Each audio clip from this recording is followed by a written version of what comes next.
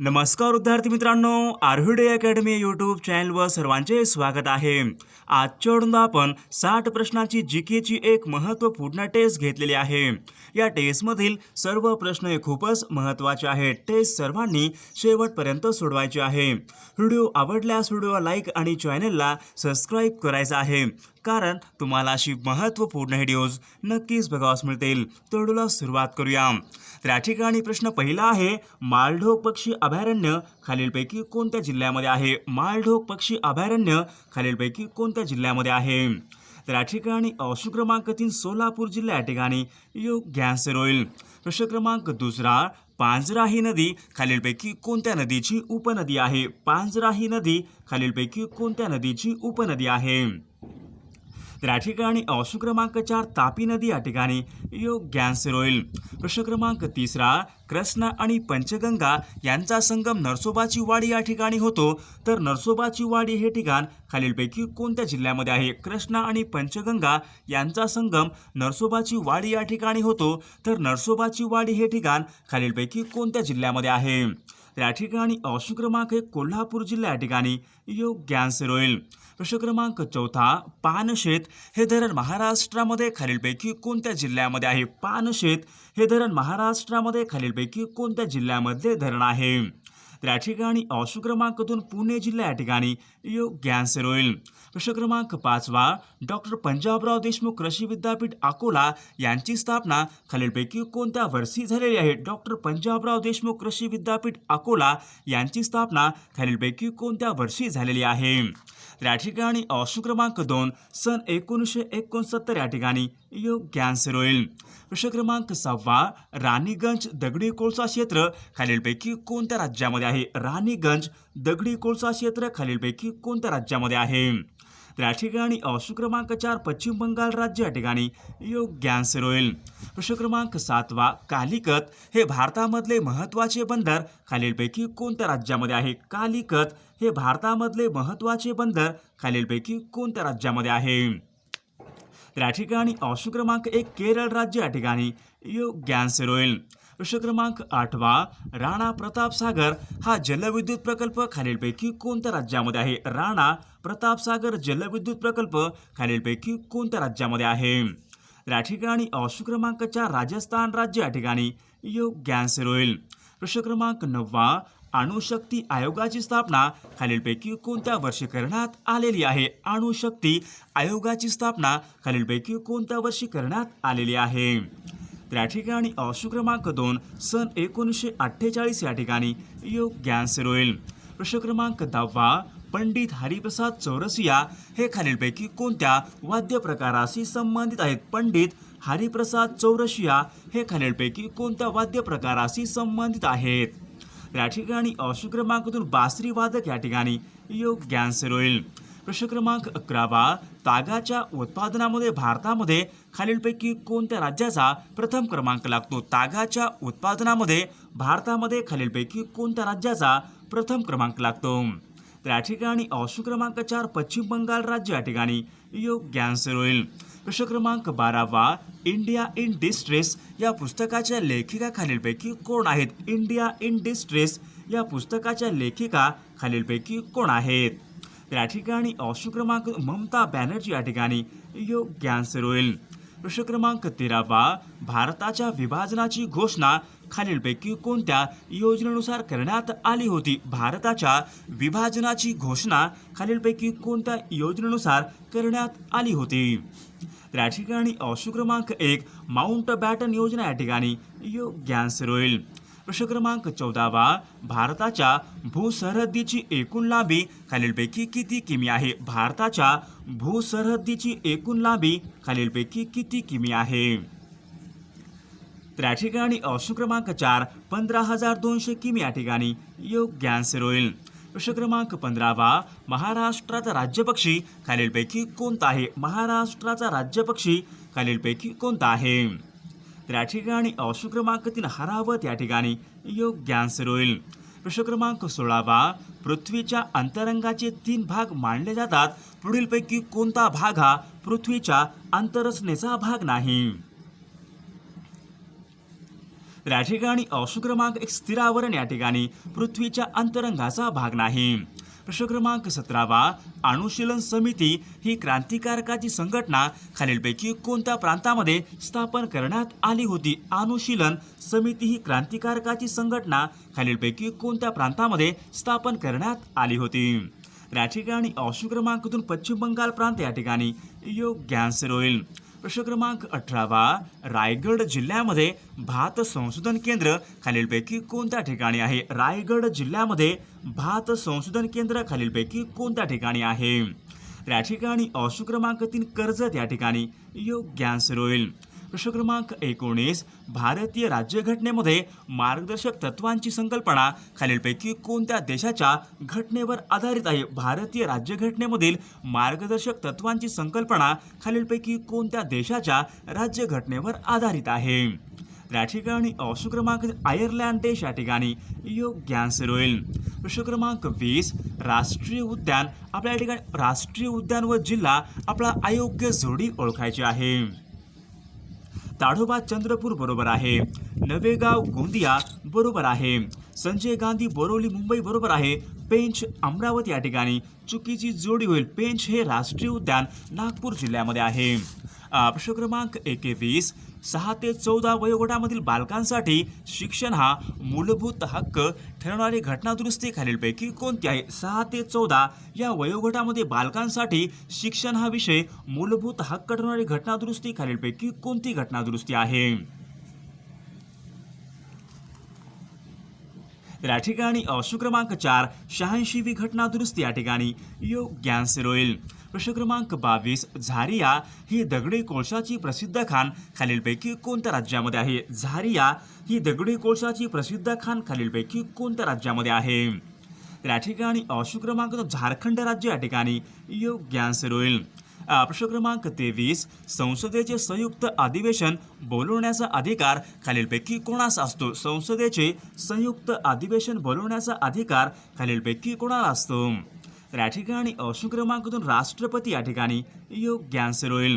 प्रश्न क्रमांक 24 महाराष्ट्रामध्ये खनिज तेल शुद्धीकरण केंद्र खालीलपैकी कोणत्या ठिकाणी. महाराष्ट्रामध्ये खनिज तेल शुद्धीकरण केंद्र खालीलपैकी कोणत्या ठिकाणी आहे.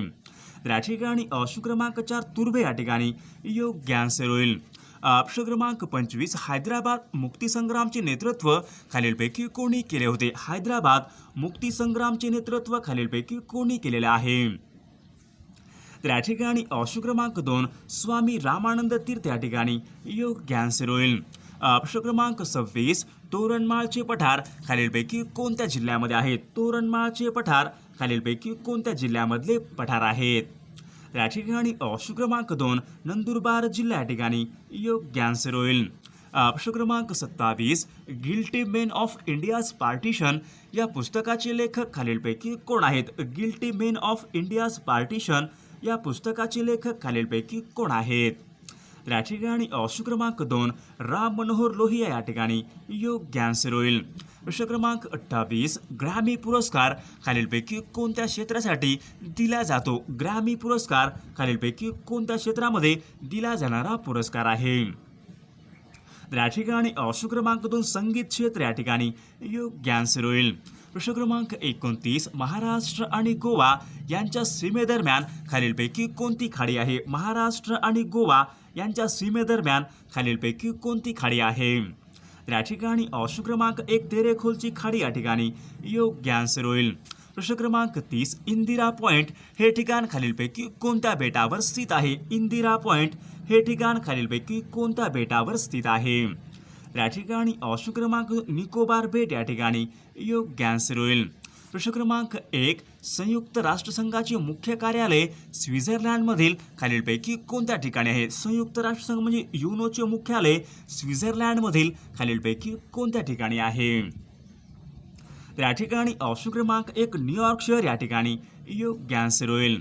प्रश्न क्रमांक 2 मसुरी हे थंड हवेचे ठिकाण खालीलपैकी कोणत्या राज्यामध्ये आहे. मसुरी हे थंड हवेचे ठिकाण खालीलपैकी कोणत्या राज्यामध्ये आहे.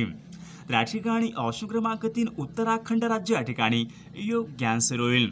प्रश्न क्रमांक 3 लाव्हा रसापासून बनलेल्या खडकांना खालीलपैकी काय म्हणतात? लाव्हा रसापासून बनलेल्या खडकांना खालीलपैकी काय म्हणतात? तर या ठिकाणी ऑप्शन क्रमांक 1 अग्निज खडक या ठिकाणी योग्य आन्सर होईल. प्रश्न क्रमांक 4 स्वयंचलित वाहनामधून खालीलपैकी कोणता विषारी वायू बाहेर पडतो? स्वयंचलित वाहनामधून खालीलपैकी कोणता विषारी वायू बाहेर पडतो? तर या ठिकाणी ऑप्शन क्रमांक 1 कार्बन मोनॉक्साईड वायू या ठिकाणी योग्य आन्सर होईल. प्रश्न क्रमांक 5 खालीलपैकी कोणता दिवस हा आंतरराष्ट्रीय चिमणी दिवस म्हणून पाळण्यात येतो? खालीलपैकी कोणता दिवस हा आंतरराष्ट्रीय चिमणी दिवस म्हणून पाळण्यात येतो? तर या ठिकाणी ऑप्शन क्रमांक 2 20 मार्च या ठिकाणी योग्य आन्सर होईल. प्रश्न क्रमांक 6 रंगाचं ज्ञान होण्यासाठी मानवी डोळ्यामधील खालीलपैकी कोणत्या पेशी ह्या उपयुक्त असतात? रंगाचं ज्ञान होण्यासाठी मानवी डोळ्यामधील खालीलपैकी कोणत्या पेशी ह्या उपयुक्त ठरतात? तर या ठिकाणी ऑप्शन क्रमांक 2 शंकुपेशी या ठिकाणी योग्य आन्सर होईल. प्रश्न क्रमांक 7 महाराष्ट्रामध्ये वसंतराव नाईक यांचा जन्मदिन कृषी दिन म्हणून खालीलपैकी कोणत्या दिवशी साजरा करतात? महाराष्ट्रामध्ये वसंतराव नाईक यांचा जन्मदिन कृषी दिन म्हणून खालीलपैकी कोणत्या दिवशी साजरा करतात? तर या ठिकाणी ऑप्शन क्रमांक 2 1 जुलै या ठिकाणी योग्य आन्सर होईल. प्रश्न क्रमांक 8 सुरजागड लोहोखान खालीलपैकी कोणत्या जिल्ह्यामध्ये आहे? सुरजागड लोहोखान खालीलपैकी कोणत्या जिल्ह्यामध्ये आहे? तर या ठिकाणी ऑप्शन क्रमांक 4 गडचिरोली जिल्हा या ठिकाणी योग्य आन्सर होईल. प्रश्न क्रमांक 9 झुलन गोस्वामी खालीलपैकी कोणत्या खेळाशी संबंधित आहे? झुलन गोस्वामी खालीलपैकी कोणत्या खेळाशी संबंधित आहेत?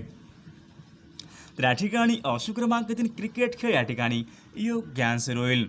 प्रश्न क्रमांक 10 भारतीय राज्यघटनेचे खालीलपैकी कोणते कलम हे राष्ट्रपतींचा अध्यादेश यांच्याशी संबंधित आहे? भारतीय राज्यघटनेचे खालीलपैकी कोणते कलम हे राष्ट्रपतीचा अध्यादेश यांच्या संबंधीचं कलम आहे?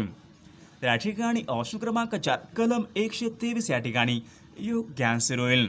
प्रश्न क्रमांक 11 भारतीय राज्यघटनेचे कलम 25 हे खालीलपैकी कशा संबंधीचं कलम आहे? भारतीय राज्यघटनेमध्ये कलम 25 हे खालीलपैकी कशा संबंधीचं कलम आहे? तर या ठिकाणी ऑप्शन क्रमांक 3 धर्म स्वातंत्र्याचा अधिकार या ठिकाणी योग्य आन्सर होईल. प्रश्न क्रमांक 12 जागतिक अपंग दिन खालीलपैकी कोणत्या दिवशी साजरा केला जातो? जागतिक अपंग दिन खालीलपैकी कोणत्या दिवशी असतो? तर या ठिकाणी ऑप्शन क्रमांक 3 डिसेंबर या ठिकाणी योग्य आन्सर होईल. प्रश्न क्रमांक 13 खालीलपैकी कोणता दिवस हा पंचायत दिन म्हणून साजरा केला जातो? खालीलपैकी कोणता दिवस हा पंचायत दिन म्हणून साजरा केला जातो? तर या ठिकाणी ऑप्शन क्रमांक 2 24 एप्रिल या ठिकाणी योग्य आन्सर होईल. प्रश्न क्रमांक 14 विदर्भामध्ये खालीलपैकी कोणत्या नदीचे खोरे आढळतात? विदर्भामध्ये खालीलपैकी कोणत्या नदीचे खोरे प्रामुख्याने आढळतात? तर या ठिकाणी ऑप्शन क्रमांक 1 वर्धा आणि वैनगंगा नदीचे खोरे या ठिकाणी योग्य आन्सर होईल.